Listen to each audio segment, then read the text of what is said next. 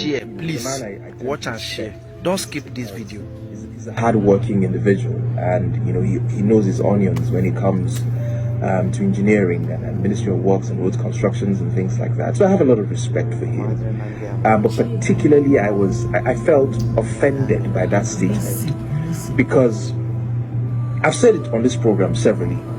I detest the dog whistling of an entire ethnic group in Nigeria. And let's call a spade what it is. It's becoming one too many that we want to consistently and continuously scapegoat the Igbo ethnic tribe in Nigeria, and it's unacceptable. It is unacceptable because there is a history of violence targeted at that group since 1953 in our country.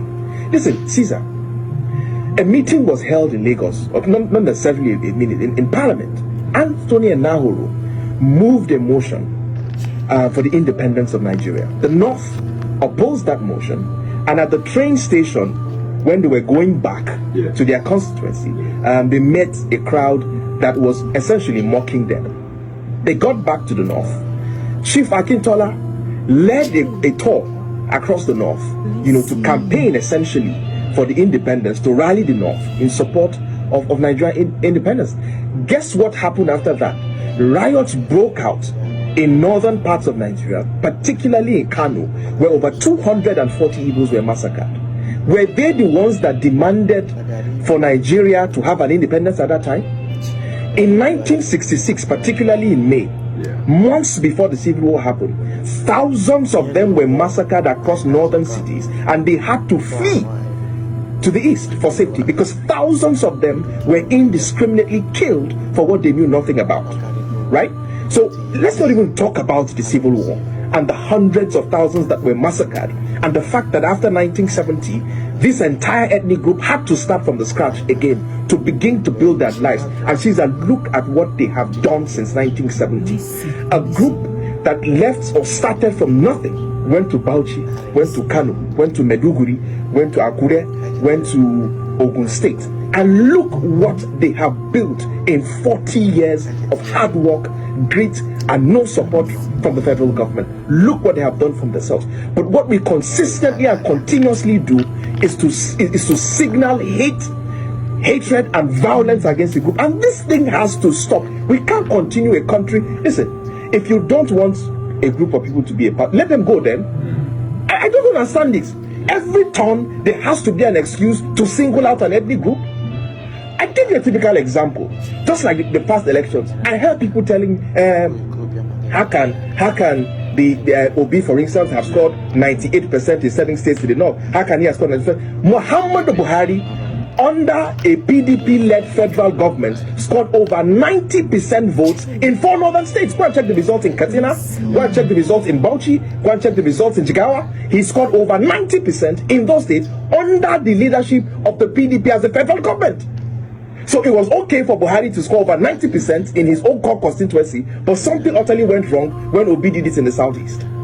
This ethnic group have always been part of a nationalist political party and never really have ever built a regional movement.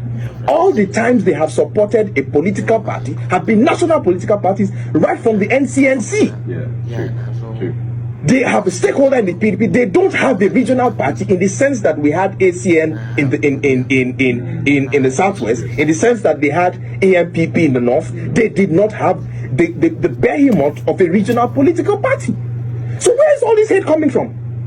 Where is all this hate coming from? They tell you now, for instance, that they have a rabid mob who are harassing people on the internet because their candidate lost. We have very short memories. In 2011, a candidate lost in this country and over 800 people were massacred in violence in the north. I so know this because I personally saved 11 core members and were hidden in my father's hotel in Kano. So what are we saying? 800 people were massacred because of the ambition of somebody in this country. And suddenly we are losing our minds because we are saying people are insulting you online and they're a rabid mob. Let us stop this. Let us stop this ethnic dog whistling. Let us stop this ethnic baiting. And this thing should not continue. We are one people, one country.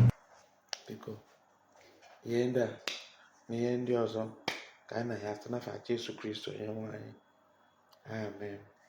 Nna obi n'igwe, ama m na ị ga-emere anyị ya. Ama m na ị ga-emere anyị ya. Ama m na ị ga-emere anyị ya. Chukwu oke obiọma, Chukwu nwe ihe niile, biko mere anyị ebere. Biko eji Nnamdi Kanu ka ahapụ ya aka,